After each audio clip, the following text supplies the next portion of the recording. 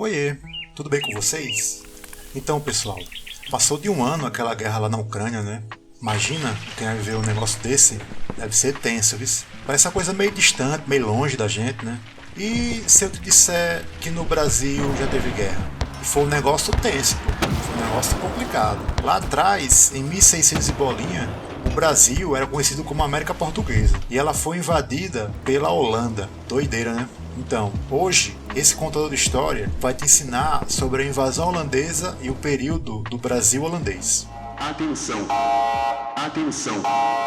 Antes da gente continuar o vídeo de hoje, temos dois avisos importantes. Eu queria primeiro agradecer quem tem acompanhado, falado, dado aquela curtida, se inscrito, indicado pro amiguinho se inscrever. Vocês têm ajudado demais e eu tenho ficado super feliz com o começo de tudo. E eu peço que vocês continuem fazendo isso, que ajuda muito a divulgar e me deixa muito feliz em seguir fazendo os vídeos. Obrigado demais. O segundo aviso, o assunto desse vídeo é bem grande. Para não deixar a coisa muito corrida, a gente dividiu ele em parte 1 e parte 2.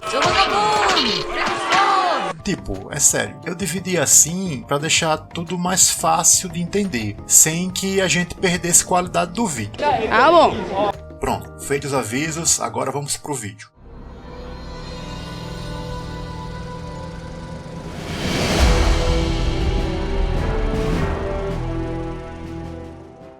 Nossa história começa primeiro com um negócio chamado União Ibérica. Essa união foi um período lá em 1580, quando o rei da Espanha, Filipe II, pegou o reino de Portugal para ele. O rei português, Dom Sebastião, desapareceu no norte da África. O parente mais próximo dele que podia pedir Portugal era o rei da Espanha. Só que essa união começou um rebuliço danado. Uma grande confusão! Porque as amizades de Portugal eram diferentes das amizades da Espanha. Enquanto Portugal meio que cuidava do dele e era amigo de todo mundo, a Espanha era doideira total. A Espanha tinha treta com a Holanda, que negociava muito com Portugal. Os holandeses já estavam desde 1568 brigando para se tornarem independentes. E o povo da Espanha dominava eles e não deixava eles ficarem de boa. Aí na hora que entrou a União Ibérica, uma das primeiras coisas que o rei da Espanha fez foi parar os negócios de Portugal com a inimiga Holanda. Essa vai ser a minha melhor vigarice. A Holanda demorou uns 40 anos para conseguir se dizer independente e ali por volta de 1609 ela conseguiu um tratado de paz com a Espanha e voltou a negociar com Portugal. Isso ajudou muito em acumular riqueza, só que em 21 a paz acabou e com ela os negócios foram só decaindo. Estou cansado dessa agonia de ficar rico, ficar pobre, ficar rico, ficar pobre. A Holanda então percebeu que tomar o Brasil, que fazia o açúcar de Portugal, era uma coisa que podia dar certo. Do Nordeste brasileiro, depois eles podiam atacar o Caribe da Espanha, atacar os navios com prata de Potosí, que era da Espanha, e dava para fazer ataque para a África também, e pegar o comércio que ia para o Oriente. A Holanda criou em 21 uma empresa para fazer tudo isso, chamada Companhia das Índias Ocidentais. É meio doido, né? Mas é isso mesmo. Era comum ali depois de 1600 os reinos criarem essas empresas para conseguir dinheiro, como se fosse uma companhia de ação em bolsa de valores. Olá, eu gosto de dinheiro. A invasão do Brasil era literalmente um negócio. Em 1624, a armada holandesa chega na Bahia e consegue tomar de assalto Salvador. O problema foi que, tentando ganhar mais do que podia, a armada holandesa não ficou no Brasil e partiu para a costa africana. Portugal, apesar de mais fraca, ainda conseguiu montar uma força naval e muitos nobres de lá vieram para auxiliar a colônia brasileira. A força holandesa que ficou em terra não tinha condição de fazer muito. A tropa portuguesa cercou Salvador e quem tentasse sair de Salvador era pego em emboscada. Em 30 de abril de 25, eles conseguiram libertar a cidade. A situação da Companhia das Índias Ocidentais não era legal. Conseguiram ainda retirar ali uma parte dos homens de lá e fugir para o Caribe, onde começaram a tática de atacar os navios espanhóis como se fosse pirata. Só que essa estratégia foi tão bem sucedida que em 3 anos eles recuperaram o que perderam na investida de Salvador. Encheram os cofres de dinheiro, tomaram vários navios de Portugal e da Espanha e aos poucos começaram a expandir os ataques para todo o Atlântico. Isso levou a uma queda grande de Portugal, que lançaria a Companhia das Índias novamente no ataque do Nordeste brasileiro. As principais capitanias do Brasil em 1600 eram Bahia e Pernambuco, que eram as duas grandes produtoras de açúcar. O ataque a Salvador já não tinha dado certo.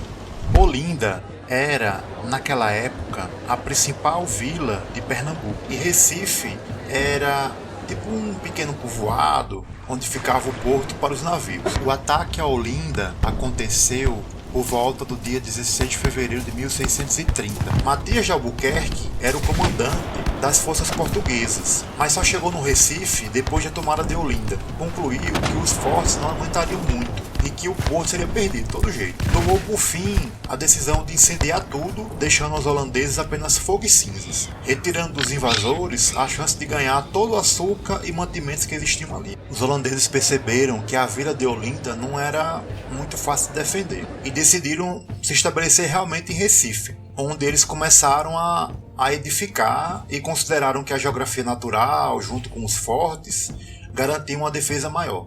Após a queda de Recife e Olinda para os holandeses, os portugueses se encontraram numa situação muito difícil. Os espanhóis estavam muito envolvidos com outros conflitos, a força naval holandesa continuava castigando as rotas de comércio do Atlântico e os portugueses da pátria não conseguiam enviar reforços rápidos para auxiliar o Brasil. A defesa do território ficou para os homens que aqui estavam e que passaram a se valer do uso da guerrilha e começaram a impedir que os holandeses entrassem muito mais no território, assim como aconteceu na tomada de Salvador. Até 1632, a Companhia das Ilhas Ocidentais ainda tentou tomar Paraíba e Rio Grande do Norte, mas não teve sorte.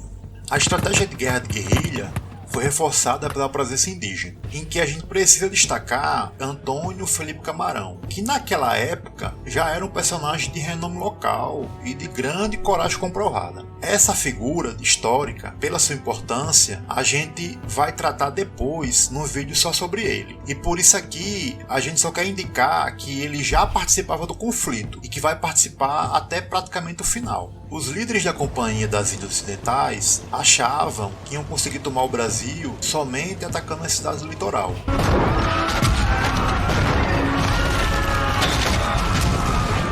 Como eles não conseguiam se estabelecer muito além de Recife, eles não conseguiam comida muito fresca e nem fruta. Dependiam quase que exclusivamente de comida salgada e velha trazida da Holanda. A partir de 32, o líder da invasão no Brasil percebe que a chave para conseguir tomar de vez o território estava no campo e na garantia da comida. Decide que para acabar com a guerrilha, ele precisava levar a guerra lá para o interior. Ele cessa os ataques à cidade da costa por um tempo e se concentra em levar o caos da guerra para os fazendeiros também. E isso foi levando muitos fazendeiros a procurarem acertar a condição de paz com os holandeses, que garantia remessa de comida para os invasores. Em 34, a guerra estava continuando. Em novembro, eles conseguiram tomar a Paraíba. Aí, com a queda do Rio Grande e da Paraíba e o ganho de uma parte do interior, a resistência começou a cair por terra. Mesmo assim, a guerra da resistência ainda perdurava. E aquela população que tinha decidido ficar no Brasil em guerra sentia a brutalidade dos dois lados. Porque quando eles decidiam ajudar a resistência, os holandeses queimavam suas casas e tomavam suas plantações. Quando eles decidiam ajudar os holandeses, os portugueses queimavam suas casas e tomavam suas plantações. Para os homens do campo, começou a ser uma situação de perder-perder. Perdiam para os luso-brasileiros e perdiam para os holandeses, não importava de que lado estivessem. Em fevereiro de 37, chegou ao Brasil Maurício de Nassau, conde e parente do príncipe de Orange. Ele foi nomeado como líder do Brasil holandês. O conde não perdeu tempo, conseguiu realizar grandes ataques e tomou principalmente o território que hoje é de Alagoas. Ao norte, tomando Fortaleza, garantiu o estabelecimento de uma certa fronteira com o território controlado pelos portugueses. Em pouco tempo, o conde Maurício de Nassau praticamente desfez a resistência brasileira ganhou mais territórios, estabeleceu as fronteiras do território holandês e conseguiu uma rota de escravizados para o trabalho nos engenhos. Colocou toda a indústria do açúcar brasileiro, que era dono, para funcionar. Os espanhóis e os portugueses pareciam não conseguir resistir mais às forças navais holandesas e muito menos às forças locais. Em 1640, a força de invasão parecia certa de seu estabelecimento e de que o Nordeste brasileiro seria para sempre holandês.